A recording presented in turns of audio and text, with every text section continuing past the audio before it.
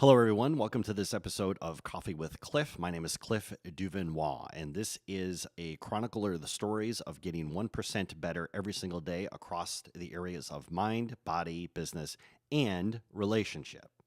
Today's story is called The Impact That You Have. We never know who will be impacted by the small and minor actions that we take today, or how they will be impacted. Many moons ago, a man sat at the desk for the Miami Herald. On the desk in front of him was package after package of hopeful submissions for a reporter position he had.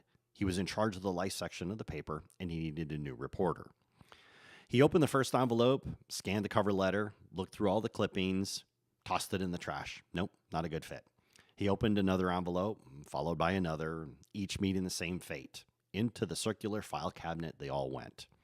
One envelope, which looked like all the others, revealed its contents. It was from a young man in New York City. He read the article. Nope, kid's not a good fit. But he kept reading, and he read some more. Finally, he gathered the contents of the letter, of the envelope, slid it all back inside. But rather than join the others in the circular file cabinet, he actually walked this package across the office to the desk of another editor, who happened to be looking for a reporter for the sports section of the paper. "Take a look at this guy," the man said. "He's actually a pretty good writer." The editor was also impressed. He called the young man, who quickly took the job. The young man was struggling to make a career out of writing, and now this was it, his big break. That job launched his professional writing career, a writing career that made him a multi-New York Times best-selling author. That young man was Mitch Albom. When Sherry asked me if I wanted to go see Mitch Albom speak, I hoped against hope that I would actually learn what made this author tick, what drove him, what compelled him to actually write these novels that connected with so many people. Mitch sat on stage in front of an audience of several hundred. We all sat completely enraptured by his story, hanging on every word. Sometimes we'd laugh with him, sometimes we'd cry. The entire thesis of his talk was about the impact that we have on each other, even people we don't know. One person who impacted Mitch was his college mentor.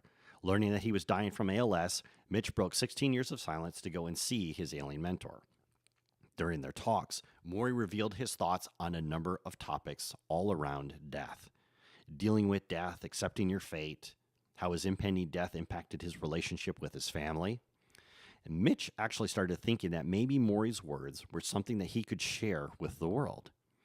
Maury had a big problem, though. He had racked up expensive medical bills paying for all of his care. After he was gone, his family would have to sell their home in order to pay off those medical bills. I proposed the idea of a book to a publisher, hoping to get an advance large enough to pay off those medical bills, Mitch said. The publisher loved the idea for a story. They gave Mitch a large advance, which he did use to pay off those medical bills. Maury's family could now keep their home. Shortly thereafter, Maury passed away.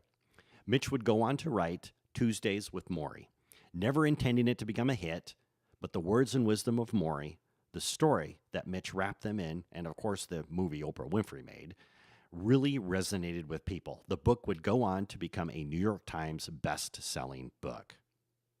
A few years later, and after losing several people really close to Mitch, he would go on to write his next book, The 5 People That You Meet in Heaven. That book went on to become a New York Times bestseller as well. Now on this cold December day, Mitch sat in front of all of us and talked about his follow-up book, The Next Person That You Meet in Heaven.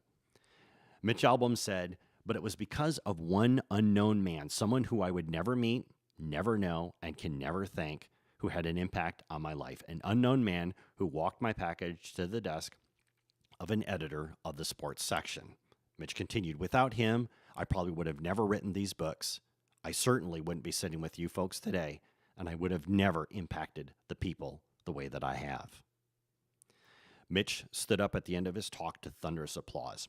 I came out of my chair, my hands clapping feverishly. I loved every minute of his story, every nuance. It touched me in some special way. Writing that actually served a purpose, had an impact that resonated with people. Mitch waved his hand in the air, signaling the audience to stop. As we head into the holiday season, be kind to one another. You never know how an act of kindness will impact someone, or how your act of kindness will inspire someone to impact another. This is Coffee with Cliff. Thanks for listening.